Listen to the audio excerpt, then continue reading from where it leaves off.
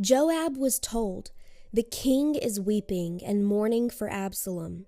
And for the whole army, the victory that day was turned into mourning, because on that day the troops heard it said, "The king is grieving for his son." The men stole into the city that day, as men steal in who are ashamed when they flee from battle. The king covered his face and cried aloud, "O my son Absalom! O Absalom, my son, my son!" Then Joab went into the house to the king and said, "Today you have humiliated all your men who have just saved your life and the lives of your sons and daughters and the lives of your wives and concubines. You love those who hate you and hate those who love you. You have made it clear today that the commanders and their men mean nothing to you. I see that you would be pleased if Absalom were alive today and all of us were dead. Now go out and encourage your men. I swear by the Lord that if you don't go out, not a man will be left with you by nightfall. This will be worse for you than all the calamities that have come upon you from your youth till now." So the king got up and took his seat in the gateway. When the men were told, "The king is sitting in the gateway," they all came before him. Meanwhile, the Israelites had fled to their homes. Throughout the tribes of Israel, the people were all arguing with each other, saying, "The king delivered us from the hand of our enemies. He is the one who rescued us from the hand of the Philistines. But now he has fled to the country because of Absalom. And Absalom, whom we anointed to rule over us, has died in battle. So why do you say nothing about bringing the king back?" King David sent this message to Zadok and Abiathar the priests. "Ask the elders of Judah, why should you be the last to bring the king back to his palace, since what is being said throughout Israel has reached the king at his quarters? You are my brothers, my own flesh and blood. So why should you be the last to bring back the king? And say to Amasa, are you not my own flesh and blood? May God deal with me, be it ever so severely, if from now on you are not the commander of my army in place of Joab." He won over the hearts of all the men of Judah as though they were one man. They sent word to the king, "Return, you and all your men." Then the king returned and went as far as the Jordan. Now the men of Judah had come to Gilgal to go out and meet the king and bring him across the Jordan. Shimei, son of Gera, the Benjamite from Bahurim, hurried down with the men of Judah to meet King David. With him were 1,000 Benjamites, along with Ziba, the steward of Saul's household, and his 15 sons and 20 servants. They rushed to the Jordan where the king was.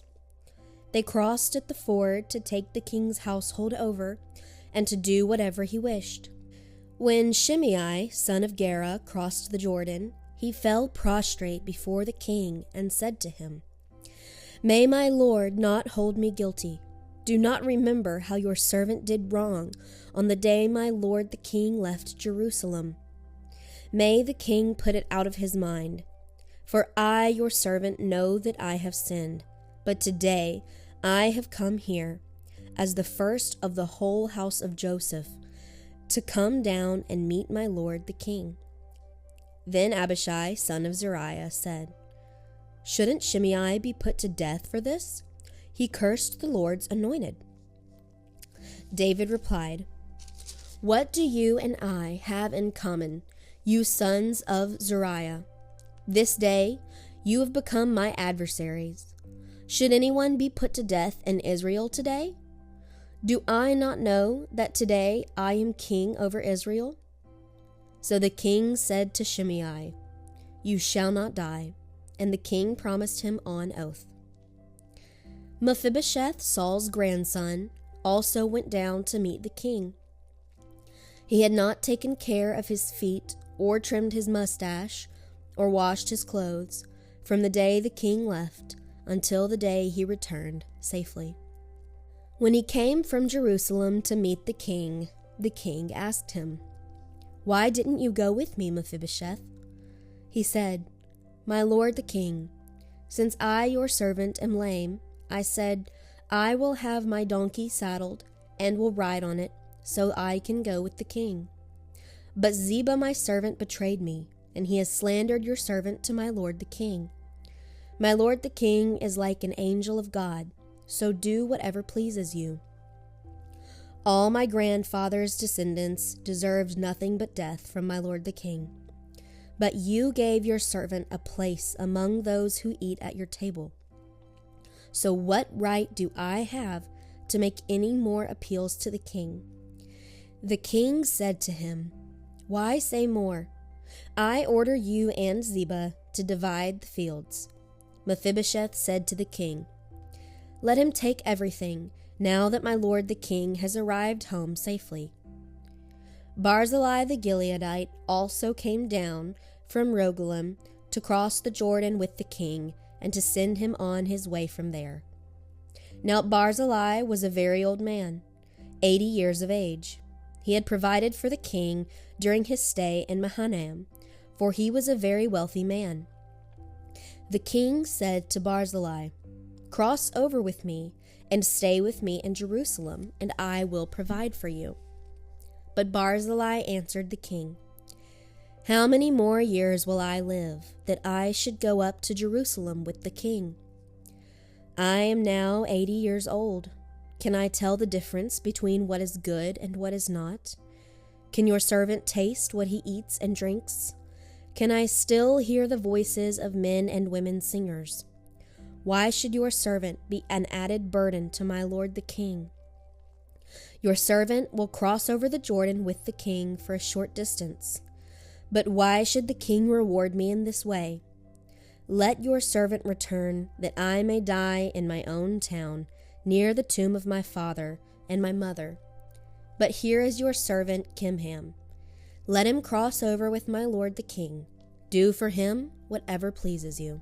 The king said, "Kimham shall cross over with me, and I will do for him whatever pleases you. And anything you desire from me, I will do for you." So all the people crossed the Jordan, and then the king crossed over. The king kissed Barzillai and gave him his blessing, and Barzillai returned to his home. When the king crossed over to Gilgal, Kimham crossed with him. All the troops of Judah and the half of the troops of Israel had taken the king over. Soon all the men of Israel were coming to the king and saying to him, "Why did our brothers, the men of Judah, steal the king away and bring him and his household across the Jordan, together with all his men?" All the men of Judah answered the men of Israel, "We did this because the king is closely related to us. Why are you angry about it? Have we eaten any of the king's provisions? Have we taken anything for ourselves?" Then the men of Israel answered the men of Judah, "We have 10 shares in the king, and besides, we have a greater claim on David than you have. So why do you treat us with contempt? Were we not the first to speak of bringing back our king?"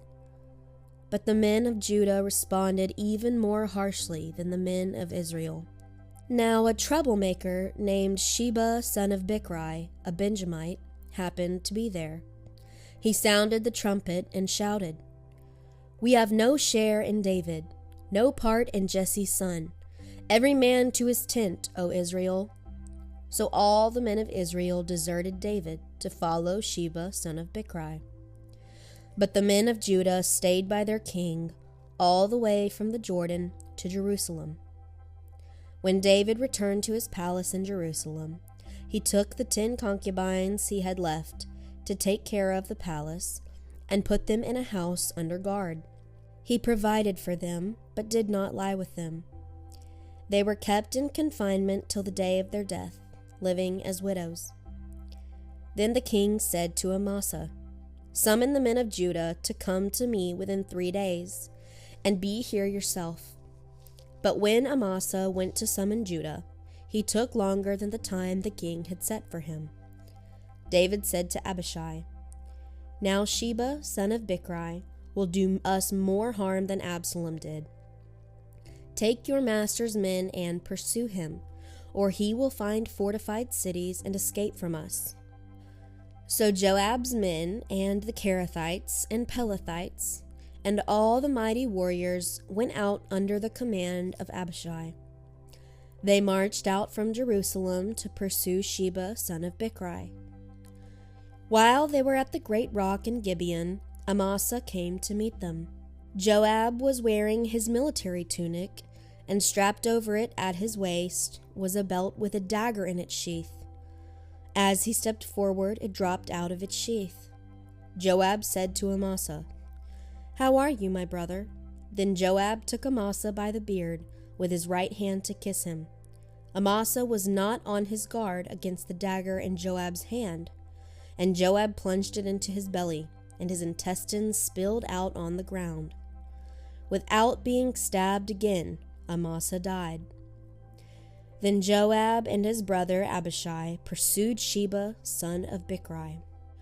One of Joab's men stood beside Amasa and said, "Whoever favors Joab and whoever is for David, let him follow Joab." Amasa lay wallowing in his blood in the middle of the road, and the man saw that all the troops came to a halt there. When he realized that everyone who came up to Amasa stopped, he dragged him from the road into a field and threw a garment over him.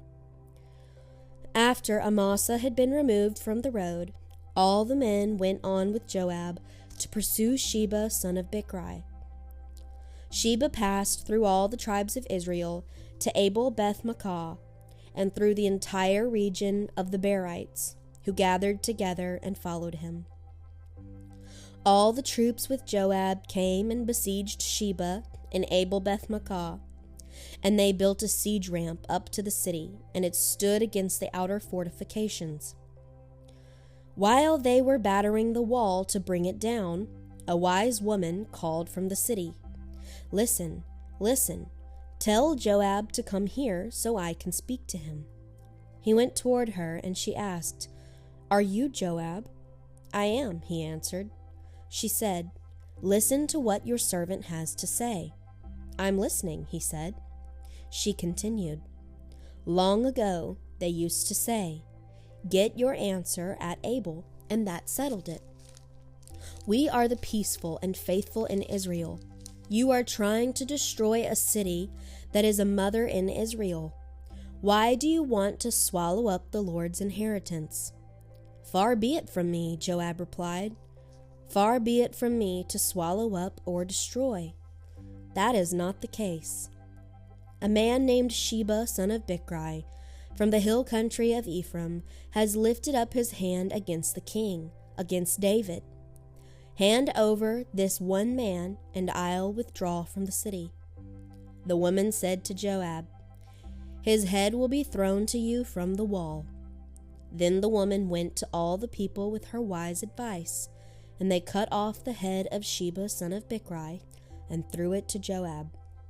So he sounded the trumpet, and his men dispersed from the city, each returning to his home. And Joab went back to the king in Jerusalem. Joab was over Israel's entire army. Benaiah, son of Jehoiada, was over the Kerethites and Pelethites. Adoniram was in charge of forced labor. Jehoshaphat, son of Alouds, was recorder. Sheva was secretary. Zadok and Abiathar were priests, and Ira the Jerite was David's priest.